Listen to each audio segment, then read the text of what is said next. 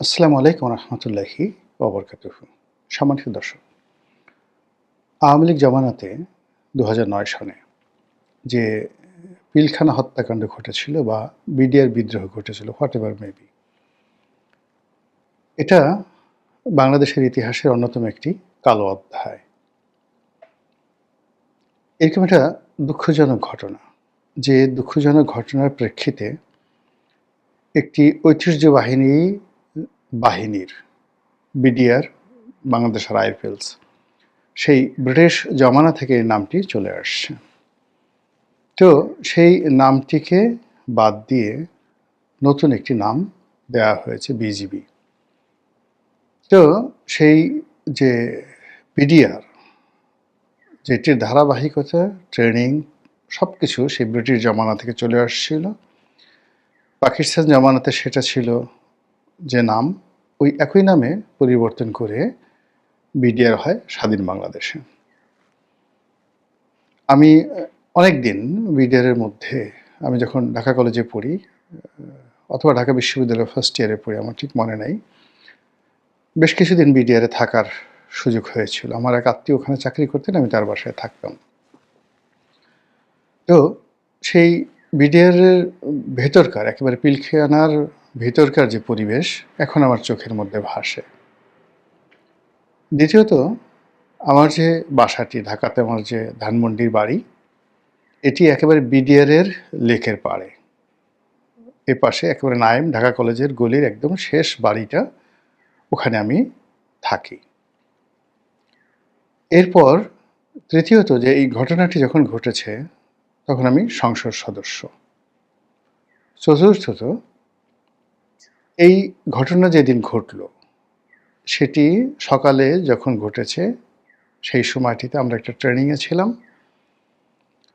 আর আমার স্ত্রী, পরিবার পরিজন, এটা তারা সৎচক্ষে এই দৃশ্য দেখার সুযোগ হয়েছে। এবং সকাল 10টা থেকে যে কয়জন 6-7 জন সংসদ সদস্য যারা শেখ হাসিনার বাড়িতে এসেছিলেন, আমি তাদের মধ্যে একজন ছিলাম। এবং ওই বাড়িতে সেই সকাল 10টা থেকে, অর্থাৎ যমুনাতে সকাল 10টা থেকে সেই বিকাল 4টা পর্যন্ত আমরা সেখানে ছিলাম। কাজেই আমার কাছে এই দৃশ্যটি, এই ঘটনাটি, প্রেক্ষাপটটি একটি অদ্ভুত। আমি একটার সঙ্গে আর একটা কখনো মেলাতে পারিনি।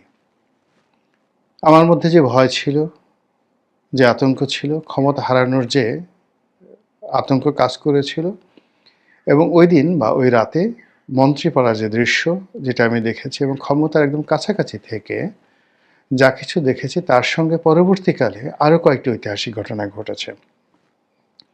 সেই ঐতিহাসিক ঘটনাটা হলো যে আমি যখন আবার 2013 সনে জেলে গেলাম, কাশিমপুর জেলে, ওই জেলে প্রায় 800 সেই বিডিআরের যারা সাজাপ্রাপ্ত হয়নি তখনও, যাদের বিচার চলমান ছিল এবং অনেকে সাজা পেয়েছেন, তারা সেখানে ছিলেন, চাকরিচ্যুত সেই বিডিআর কর্মকর্তা না, ঠিক বিডিআর সদস্য।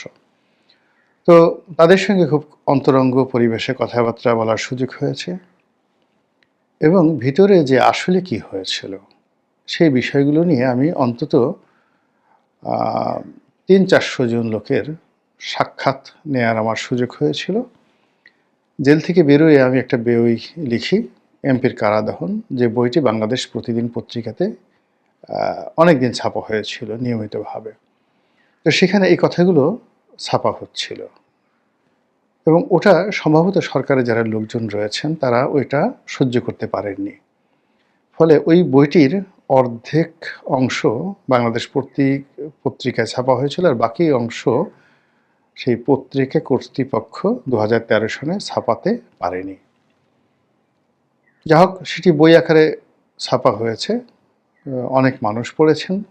কিন্তু সমস্যাটা হলো যে আমাদের দেশে তো আসলে বইপত্র পড়া বা পত্রপত্রিকা পড়া, এটি কর্তা ব্যক্তিদের আসলে ধাতে হয় না। দ্বিতীয়ত, যে দার্শনিক চিন্তাভাবনা দিয়ে ঘটনার ভিতর থেকে অন্য একটি ঘটনা বের করা এবং কোনো একটি ঘটনার মধ্যে কী কী মনস্তাত্ত্বিক বিষয় থাকতে পারে সেই বিষয়গুলো অনুসন্ধান করার মতো যে দার্শনিক মন দরকার, সময় দরকার, ধীশক্তি দরকার, এটি আমাদের দেশের বেশিরভাগ মানুষের নেই।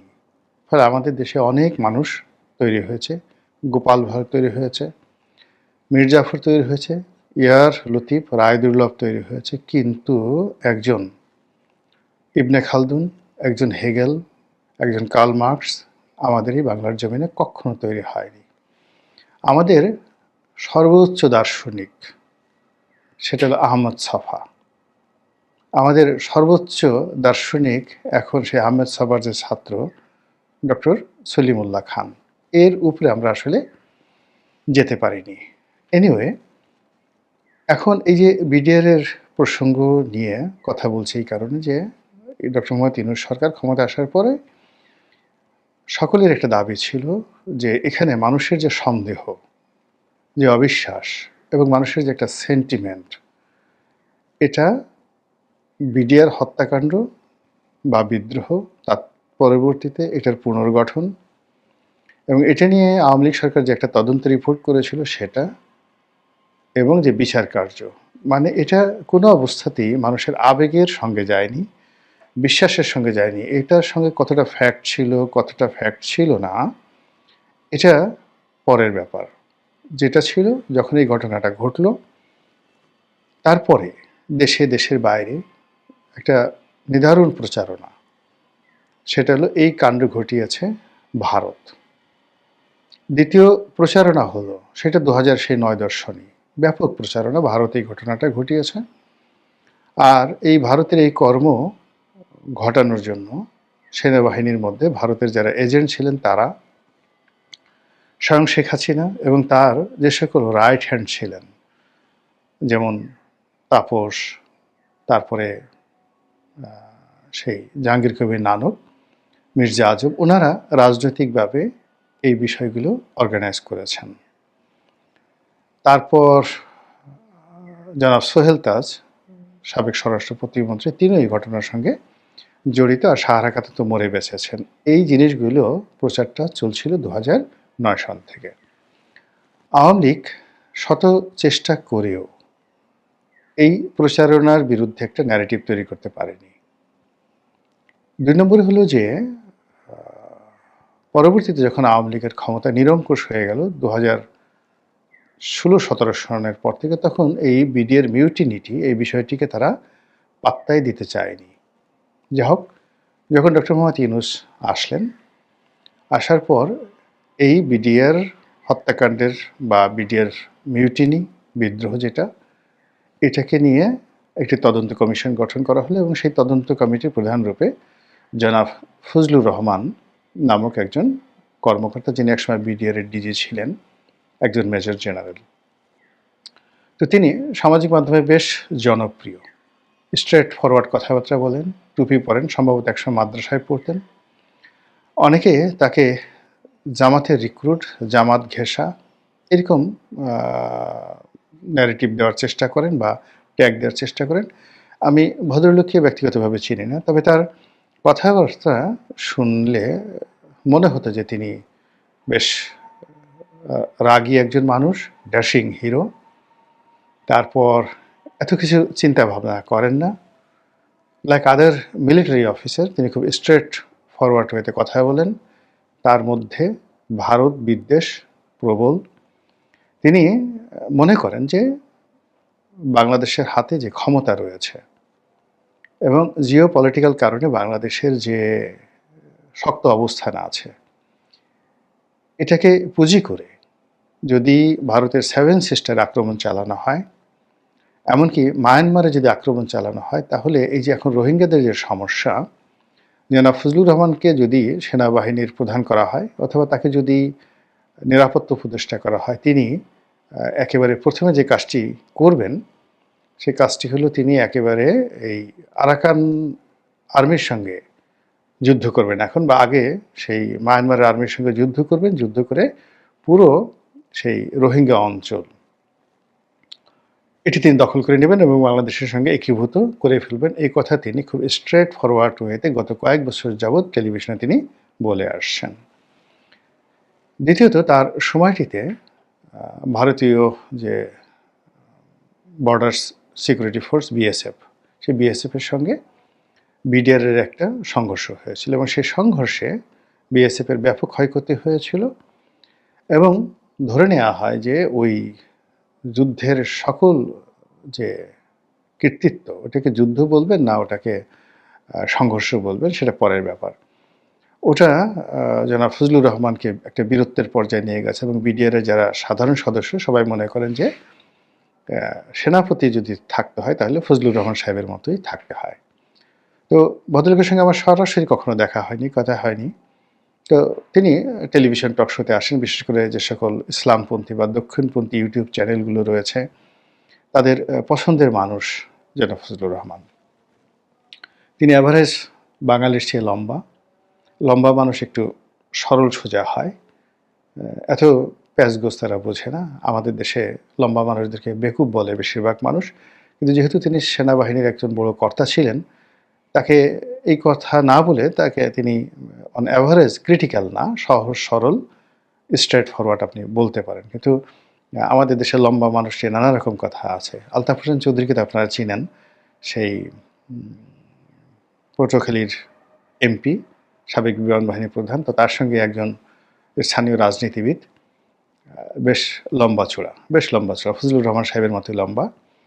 তো একটা বিরোধ আছে।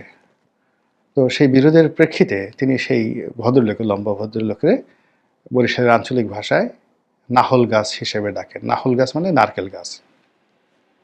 আর লম্বা মানুষকে আমাদের বরিশাল অঞ্চলে বলে লম্ফা। ওই লম্ফাটা কি করলো? তো ফজলুর রহমান এরকম লম্বা চওড়া একজন মানুষ। আর সেনাবাহিনীতে যারা চাকরি করেন, লেফট করেন, তো তারা পায়ের উপর এত বেশি তাদের জোর থাকে, তাদের সবারই হাঁটুতে প্রবলেম হয়। অনেকের 10-12 বার পর্যন্ত এই নি অপারেশন করতে হয়। এই জন্য অনেকে দুষ্টুমি করে বলেন যে তারা লেফট করতে করতে তাদের বুদ্ধি হাঁটুতে নেমে যায়। তো এরকম বিভিন্ন কথাবার্তা ফৌজি যারা লোকজন রয়েছেন তাদেরকে নেওয়া হয় এবং তারা এটা খুব এনজয় করেন, ভীষণ রকম এনজয় করেন। তো সেই ফজলুর রহমান সাহেবকে একটি কমিশন প্রদান করে তদন্ত রিপোর্টের যে দায়িত্ব দেওয়া হয়েছিল, তিনি সেই তদন্ত প্রতিবেদন জমা দিয়েছেন।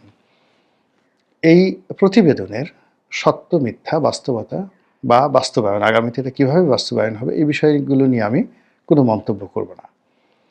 তবে এখানে যে বিষয়গুলো সে 2009 সন থেকে সন্দেহ করা হয়েছিল এবং যে বিষয়গুলো পপুলার ছিল, মানুষের বিশ্বাসের ক্ষেত্রে মানুষ এই বিষয়গুলি মনে করতেন যে এই টোটাল ঘটনাটি ঘটিয়েছে ভারত। এখানে বিডিআর সদস্যদের মধ্যে যে ক্ষোভ ছিল, বিক্ষোভ ছিল, অফিসারদের বিরুদ্ধে ক্ষোভ ছিল, বিক্ষোভ ছিল এবং তারাও যে বিডিআর যে মূলত বিএসএফের মতো একটি প্রতিষ্ঠান হতে চাচ্ছিল দীর্ঘদিন ধরে, কোনো অবস্থাতে বিডিআরের টিল টুডে এখন পর্যন্ত বিএসএফের মানে বিজিবির মধ্যে সেনাবাহিনী থেকে ডেপুটেশনে কর্মকর্তারা এসে এখানে নেতৃত্ব দেবেন, এটা কিন্তু বিজিবি বা বিডিআর যারা সাধারণ সৈনিক তারা কখনোই পছন্দ করে না। তারা চায় যে আনসার বাহিনীর মতো তাদেরও একটা, যাকে বলা হয় সেই কমিশন র্যাঙ্কগুলো থাকুক।